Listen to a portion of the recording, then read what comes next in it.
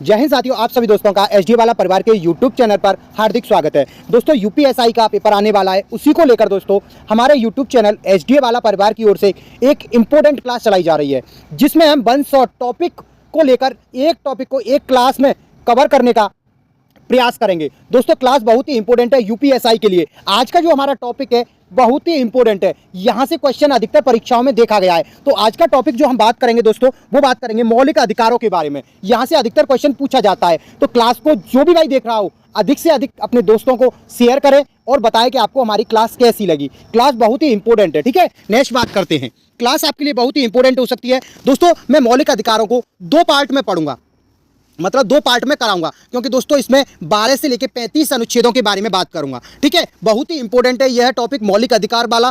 कोई सी भी परीक्षा आप दे लो, कोई सी भी, ठीक है, वहां पर यहां से क्वेश्चन अधिकतर पूछे जाते हैं। तो दोस्तों सबसे पहले हम बात करते हैं मौलिक अधिकारों के बारे में। दोस्तों कुछ ऐसे अधिकार हैं जो हमें प्राप्त हैं, उसी को हम मौलिक अधिकार कहते हैं। दोस्तों अगर इसका उल्लेख भारतीय संविधान के अनुच्छेद में बात कर ले तो 12 से लेकर 35 तक मिलता है। पूछ लेता है कभी कभी कि मौलिक अधिकारों का उल्लेख भारतीय संविधान के किस अनुच्छेद से किस अनुच्छेद तक मिलता है। तो दोस्तों अनुच्छेद 12 से लेकर 35 तक मिलता है, ठीक है। दोस्तों यहीं पे एक और बात कर लेते हैं कि पूछ लेते हैं कौन से भाग में इसका उल्लेख मिलता है। तो भाग 3 में इसका उल्लेख मिलता है। डायरेक्ट क्वेश्चन पूछ लेता है कि मौलिक अधिकारों का उल्लेख भारतीय संविधान के किस भाग में मिलता है, तो भाग 3 में मिलता है। बहुत ही इंपॉर्टेंट है। मौलिक अधिकारों को कहां से लिया गया है, ये इंपॉर्टेंट प्रश्न है। तो दोस्तों यूएसए से लिया गया है। कहां से लिया गया है? यूएसए से, ठीक है। ये बहुत ही इंपॉर्टेंट है, यहां से क्वेश्चन अधिकतर पूछे जाते हैं। तो नेक्स्ट बात करते हैं, सबसे पहले बात करते हैं अधिकारों को। मैं बता देता हूं कि समानता का अधिकार, स्वतंत्रता का अधिकार, शोषण के विरुद्ध अधिकार, धार्मिक स्वतंत्रता का अधिकार,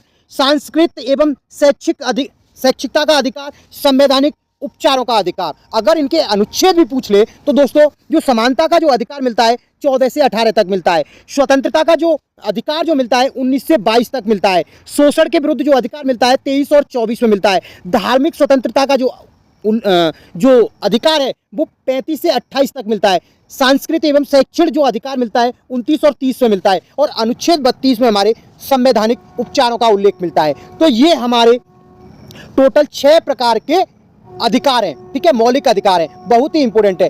पूछ लेता है समानता का अधिकार किस अनुच्छेद में मिलता है? 14 से 18 तक। इस प्रकार से भी क्वेश्चन पूछा जा सकता है। तो क्लास को आप डीपली पढ़ें, कहीं कोई दिक्कत आए तो आप मुझे कमेंट में बता सकते हैं। तो सबसे पहले हम बात करते हैं दोस्तों, हमने बात कर रहे हैं कि हम सबसे पहले बात करेंगे अनुच्छेद 12 के बारे में। अनुच्छेद 12 में क्या दिया गया है उसके बारे में। तो दोस्तों इसमें बताया गया है राज्य की परिभाषा के बारे में। राज्य कौन कौन सा होगा? तो सबसे पहले केंद्र सरकार और संसद होगी, राज्य सरकार विधानमंडल होगा, स्थानीय निकाय होंगे जैसे ग्राम पंचायत है, नगर पालिका है, नगर परिषद है, जिला बोर्ड है, सभी सहकारी जो पदाधिकारी हैं वो होंगे, और सभी प्रकार की एजेंसियां होंगी, रेलवे, यूपीएससी है, एलआईसी है। इस प्रकार की चीज़ों को मिलाकर क्या बनता है? एक राज्य मिलता है। राज्य की परिभाषा अनुच्छेद 12 में बताई गई है कि राज्य में क्या क्या चीज़ें होंगी। तो ये अनुच्छेद हमारा 12 बताता है। नेक्स्ट बात करते हैं अनुच्छेद 13। इसमें बताया गया है जो भी विधियां मौलिक अधिकार के असंगत होंगी वह शून्य मान ली जाएंगी, ठीक है। इसमें अनुच्छेद 13 बताया गया है, अनुच्छेद 13 का 2 बताया गया है, 13 का 3 बताया गया है, 13 का 4 बताया गया है। तो संविधान बनाने से पहले विधि, संविधान लागू होने के बाद विधि, विधि की व्याख्या, अधिनियम, अध्यादेश, आदेश, नियम, ये सारी चीज़ें कहाँ पर मिलती हैं? अनुच्छेद 13 में मिलती है। बहुत ही इंपॉर्टेंट है, यहाँ से क्वेश्चन दोस्तों अधिकतर पूछा जाता है। 13 के 4 में भी ये कहा गया है कि जो संविधान संशोधन जो होता है किसमें होता है? अनुच्छेद 368 के तहत होता है। संविधान में अगर संशोधन होगा ना वो अनुच्छेद 368 के तहत होगा। लेकिन भाग 3 के संदर्भ में इसे विधि नहीं माना जाएगा, ठीक है। ये बहुत ही इंपॉर्टेंट फैक्ट है। ये हमारी क्लास फैक्टों पर आधारित है, ठीक है। नेक्स्ट बात करते हैं,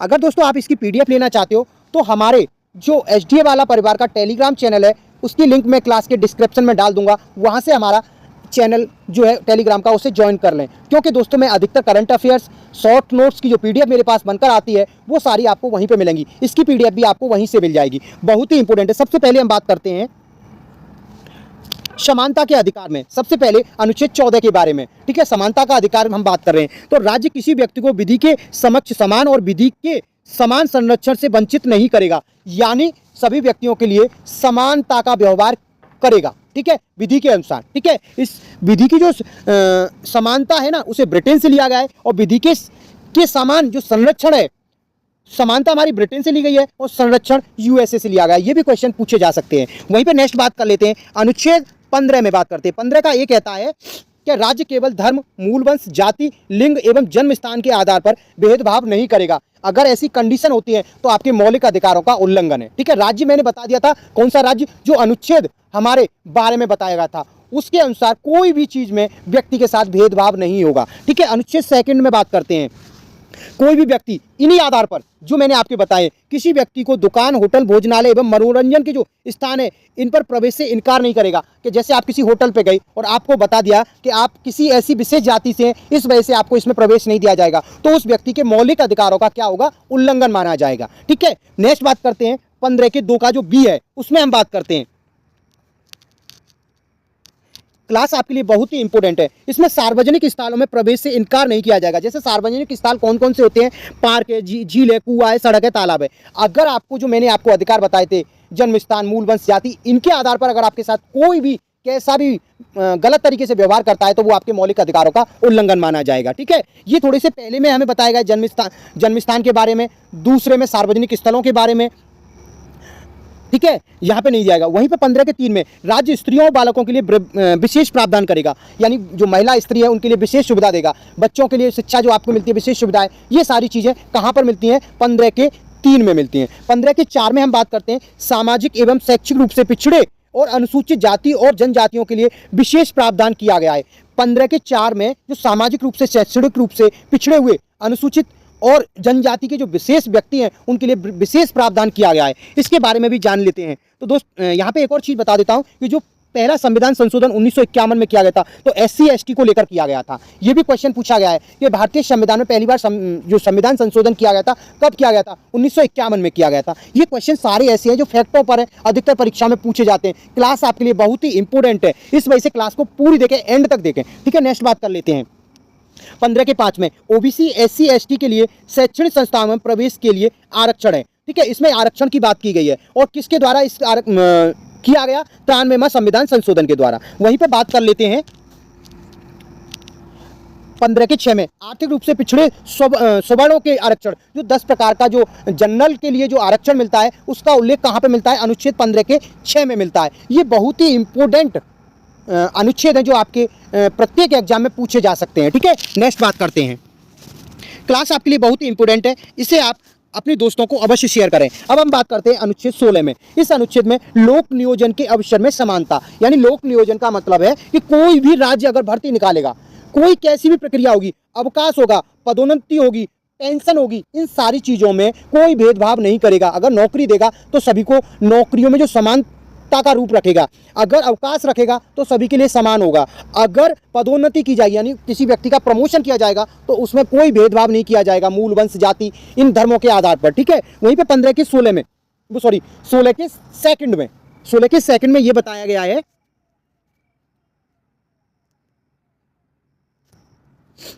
धर्म, जाति, मूल वंश, जन्म स्थान, उद्भव एवं निवास के स्थान के आधार पर कोई भेदभाव नहीं करेगा। ठीक है, और 16 के 3 में निवास के स्थान पर कोई भेदभाव नहीं हो सकता, कोई भी व्यक्ति कहीं भी रह सकता है। वहीं पर राज्य के अधीन सेवाओं में पिछड़े लोगों के लिए आरक्षण की बात की गई है 16 के 4 में।